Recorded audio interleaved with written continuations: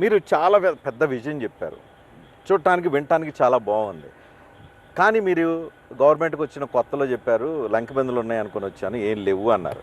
మరి ఏమైనా దొరికినాయా? ఇంత పెద్ద ప్లాన్ చెప్తున్నారు. ఇప్పుడు ప్రణాళిక చేసుకొని అభివృద్ధి కార్యాచరణలో అందరినీ భాగస్వాములను చేయాలి. ఇంక్లూజివ్నెస్, సస్టైనబిలిటీ అంటారు కదా, నిలకడగా జరగాల్సింది, అందరినీ కలుపుకొని పోవాల్సింది. అదేవిధంగా విద్యుత్ రేట్లు, ధరలు, కొనుగోలు తగ్గించడానికి సోలార్ పవర్ని ఎంకరేజ్ చేయదలుచుకున్నారు. రాబోయే రోజుల్లో 30 నుంచి 50,000 మెగావాట్లు సోలార్ విద్యుత్తును ఉత్పత్తి చేయడానికి అనుమతులు ఇవ్వబోతున్నా. మీకు సింపుల్గా చెప్పదలుచుకున్న ఈ రాష్ట్రంలో 33/11 kVA సబ్స్టేషన్లు 3,200 ఉన్నాయి రూరల్ ప్రాంతంలో. ప్రతి సబ్స్టేషన్ దగ్గర ఒక 100 మెగావాట్లు సోలార్ విద్యుత్తు ఉత్పత్తి చేసేటట్టు ప్రభుత్వ భూమి, అక్కడ బంజర్ భూముల దాకా ఉన్న వాటిని చేసి సెల్ఫ్ హెల్ప్ గ్రూప్లకి, అంటే SHG గ్రూప్లకు ఆ ల్యాండ్ ఇచ్చి సోలార్ పెట్టించి అక్కడున్న సబ్స్టేషన్కే కనెక్ట్ చేస్తాం గ్రిడ్.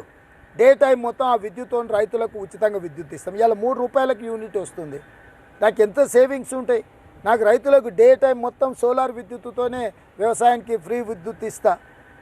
ఇట్లా నేను ప్రణాళికబద్ధంగా హైడల్ కానీ లేకపోతే థర్మల్ కానీ వీటన్నిటిని ప్రణాళికబద్ధంగా చేసి బండిల్ చేస్తా. అంటే ఏ సమయంలో ఏది ఉంటుందో పీక్ అవర్స్, లో అవర్స్ని క్యాలిక్యులేట్ చేసుకొని విద్యుత్ ఉత్పత్తి ద్వారా 4 రూపాయలకు మించి విద్యుత్తు మీద ఖర్చు పెట్టకుండా ప్రణాళికబద్ధంగా చేసుకుంటే విద్యుత్తు కొరత తీరడమే కాదు, ఖర్చు కూడా తగ్గుతుంది.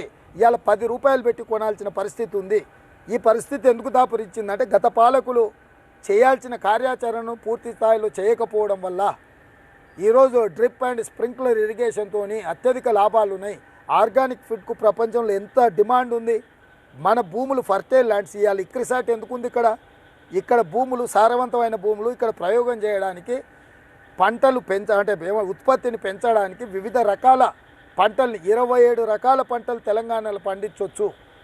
మిగతా ప్రాంతాలలో ఆంధ్రలో మీకు అన్ని పంటలు పండించలేరు. 2-3 తోటలు కానీ లేకపోతే వడ్లు ప్యాడీ కానీ 2-3-4 పంటలు పండిస్తే అయిపోద్ది. కానీ తెలంగాణలో సారవంతమైన భూములు, మీరు ఖమ్మం పోతే మిర్చి కానీ పత్తి కానీ పండించవచ్చు. వరంగల్ వస్తే ఇంకొక రకం పంట, నిజామాబాద్ పోతే మీకు ఎర్రజొన్నలు కానీ లేకపోతే సోయాబీన్ కానీ మొక్కజొన్న కానీ పండించవచ్చు. చెరుకు పండించవచ్చు, పసుపు పండించవచ్చు. కొడంగల్, తాండూరు ఈ ప్రాంతం పోతే కందులు పండించవచ్చు. మహబూబ్నగర్ ప్రాంతం పోతే జొన్నలు, ఆమ్దాలు పండించవచ్చు. హైదరాబాద్ చుట్టూతా ఇక్కడ మొత్తము తోట, ఒకప్పుడు పండ్ల తోటలు ఉండేవి, మీకు తెలుసు కదా, ద్రాక్ష తోటలు, మామిడి తోటలు, ఇవన్నీ నగరం చుట్టూతుండేవి. అంటే ఈ రకమైన సారవంతమైన భూములు ఎట్లయితున్నాయో భూములను అన్నిటిని కూడా భూసార పరీక్షలు చేసి రైతులనందరినీ కూడా ఈ లాభసాటి వ్యవసాయానికి మార్చి వాళ్లకు వ్యవసాయానికి మార్చడమే కాకుండా పంట మార్పిడే కాకుండా పండించిన పంటకు కొనుగోలు గ్యారెంటీ ఇచ్చి లాభసాటిగా వాళ్ళకి ఇచ్చి వీటిని ఎక్స్పోర్ట్ చేసినాం అనుకోండి, డ్రై పోర్ట్ పెట్టి. సో ఇవన్నీ కూడా ప్రణాళికబద్ధంగా చేయడం ద్వారా తెలంగాణ రాష్ట్రాన్ని ప్రపంచంతోనే పోటీ పడదామంటున్నా.